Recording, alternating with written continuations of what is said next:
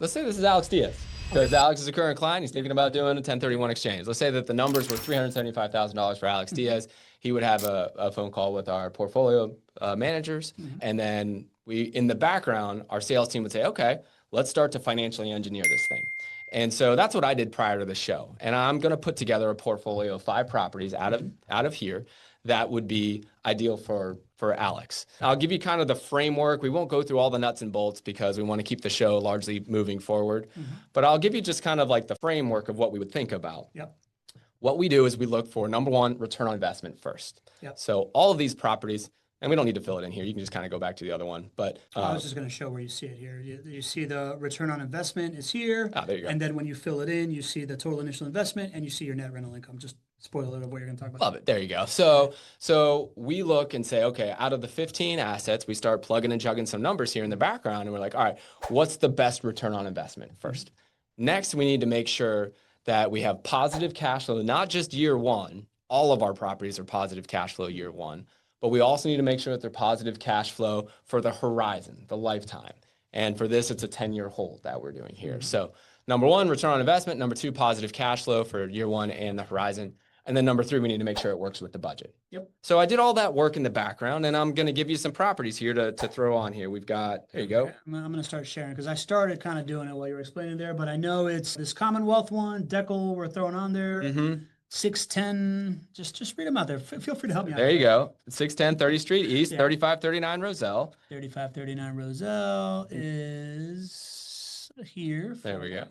And number 5 is 5720 Cook Street. 5720 Cook Street. All right. So we've selected these 5 properties, GC, because you've done this work ahead of time and you have identified that these are the ones with the highest returns that are positive cash flow and fit at the end of the day. It has to be at least 375 grand that you're putting into it. We're making the assumption here that we're putting 25% down, right? We're going to talk about that later. And this is what we come up with. Yeah, absolutely. This is all done as a part of it's a collaborative process. I'm making this much simpler right now, but our team would be prepared. We would walk you through how did we come to these 5 properties on our call together. So you're feeling like you understand beyond just the 5 here, but let's just say that we arrived here and Alex is super fired up about these 5. Well, now we're looking at it and we chose these properties based on that criteria, but look at the total initial investment there. What's that number there? 389. 389. That's higher than 375. That's right. So here's where we get to do a little bit more financial engineering alongside you and show you how this works. So now we get to go back to the other sheet and look at our percentage down. Well, actually stay right there before. The reason why I'm saying that there's an opportunity to kind of adjust percentage down here is I'm looking at the net rental income. That's $67,000. Zoom in here. Yeah, you're doing great. Doing great, Vanna. See that $67,000. This is talking about this rental property portfolio producing an estimated $67,000 over the 10 years of ownership, which is a lot. Our goal minimum is break even. So when we see large numbers of positive cash flow there, as financial engineers, what my team is thinking is, how can I use these resources to make this an even better performing portfolio? It's like a trigger for us. And what we know is the relationship between cash flow and return on investment and down payment. And when you put less money down, you increase your return on investment and you are able to give up a little bit of cash flow to do it. But as long as you can still maintain positive cash flow, that for many clients, that's a better thing to do because we just made your money work harder for you. So when we look at that $67,000 down for the tax savings right there, for the net rental income right there, that's a trigger. And we say, all right, now let's go back to the other sheet and let's look and see if we can decrease our amount down and see what happens to return on investment and net rental income. Remember, everybody, 12.4% was the estimated rate of return before we start to adjust the percentage down. So I'm going to just put all these at 20% and see what happens. So we went from 12.4%. Is this a good time to talk about interest rates, though? Because remember on past shows here, we didn't talk about ever going to 20%. You know? Yeah, why don't we talk about that? 20%. Notice here that we are able to talk about 20%. We haven't talked about that for a while. Let's celebrate this, guys. Yeah. You know, we've done similar shows to this, I don't know, maybe 4 or 5 times now.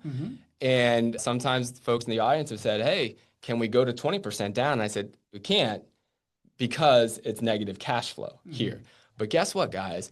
The interest rates for JWB clients have come down substantially. And that's because the overall interest rates in our economy have come down for 30-year mortgages. So JWB clients get interest rates under 5% now. And the relationship, this is such a huge opportunity now because this creates positive cash flow situations even at 20% down. All right. So we remember it was our original IR estimated rate of return was 12.4. Now at 20% down, it jumps up to 13% and still cash flow positive over here. Absolutely. Is this a better thing to do with your money? If you are looking for growth, 100%. 100%. And you are still in a very positive situation, both year one for cash flow and over the entire lifetime of your portfolio. So this is a huge win, but it doesn't solve the problem. Like, what's our down payment? What's our initial Down payment is investment now $334,000 GC, and I know I got to spend at least $375,000 and a penny. Why do you have to do that? Because in order to maximize my taxes. Now we got to keep our financial engineering hats on. This is what we do here at JWB. Any reputable turnkey provider who has experience can do the same thing and say, you know what?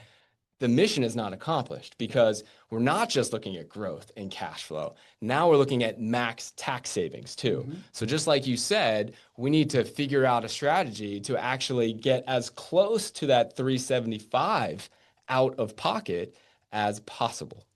And so now we're going to go back to that other sheet, and where we put 20% down for everyone, we're going to pick and choose some of these to put 25% down. Okay. And we understand that we're going to give up a couple of percents of growth on some of those assets, but our tax 13% savings right now. All right. Yeah, continue. but our tax savings is going to trump that. Our tax savings is going to be much bigger. We're going to fully maximize that, and that's why it makes sense to do that. So, So which ones do we put 25% on? so we're going to put 25% on 610 30th Street, 3539 Roselle, and 5720 Cook Street. 3529 Roselle and Cook Street. Easy, right?